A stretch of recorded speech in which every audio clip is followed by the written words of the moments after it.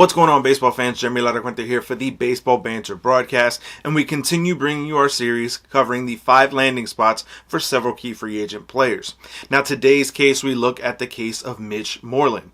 But before we get into it, make sure if you haven't already done so, you smash that subscribe button down below as we continue to grow this baseball community here on the Baseball Banter Broadcast. Let's get into it.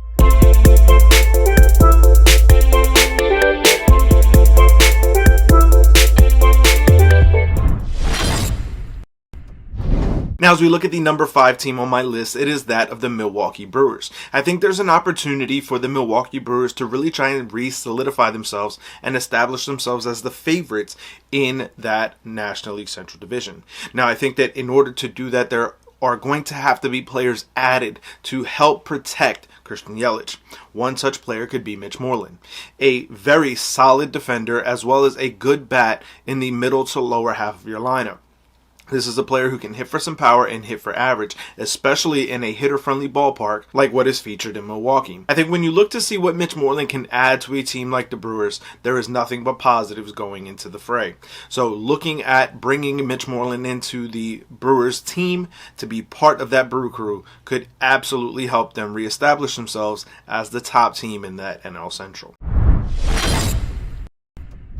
As we look at the number 4 team on my list, it is that of the LA Angels. Now, as we've been going over the Angels a lot, it comes down to the protection of Mike Trout. I've said it before, I'll say it again. This will be an absolute necessity for the Angels if they want to have any shot at getting back to the postseason in 2022. By bringing in a guy like Mitch Moreland, you help solidify the lower half of the lineup, and as well as somebody who can get on base ahead of Mike Trout. So depending on where you place him in the lineup, this could be a very valuable commodity. Not to mention he plays very good defense and can help elevate the defense of that infield. You balance out the lineup between Mike Trout and Anthony Rendon that are right-handed batters with Shohei Ohtani and Mitch Moreland who are lefty bats. And now you're really able to lengthen out that Angels lineup.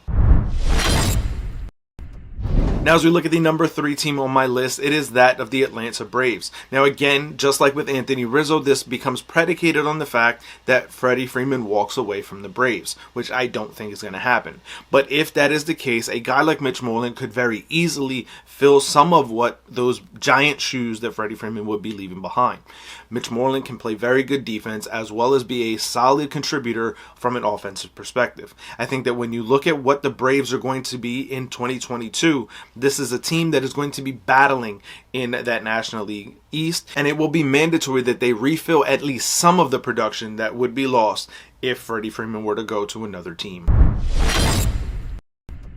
Now, as we look at the number 2 team on my list, it is that of the Boston Red Sox. Yes, a reunion of sorts could be potentially possible for Mitch Moreland and the Red Sox. I think that when you look at what the Red Sox are lacking, it is production at first base. I said it when we covered the top 5 landing spots of Anthony Rizzo, and I will reiterate it here again. I think the only real weak spot right now for the Boston Red Sox in total is that first base side. Yes, there are opportunities for guys like Bobby Dahlbeck and a few others, but I think that when you look at what the Red Sox are going to need, they're going to need consistent contributions, and Mitch Moreland can provide that. Now, as we get into the number 1 team on my list, it is that of the New York Yankees. Now, this is going to be predicated on 2 different things. That the Yankees do not go after Matt Olson and a trade with the Oakland A's, as well as failing to re-sign Anthony Rizzo, or even going bigger and not signing Freddie Freeman. Mitch Moreland could be a very solid contributor from that first base position, a guy who can get on base, who can hit for some average, but also provide you power with that short porch in right field. He's also going to play very solid defense, which will help elevate the infield defense for the entire Yankee staff. And while Mitch Moreland would likely be 4th on my depth chart of acquisitions when it comes to the first base market, I think that there is a potential opportunity for the Yankees and Moreland. But I want to hear from you guys. Let me know your feelings on this down in the comment section below. What are your feelings as to the best landing spot for a guy like Mitch Moreland? Where is that, and what could that deal possibly look like? Let me know that down in the comment section below, and we'll discuss it further.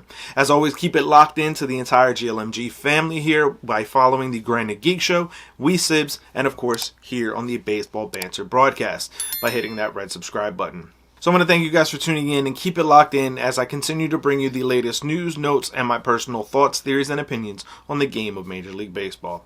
Peace.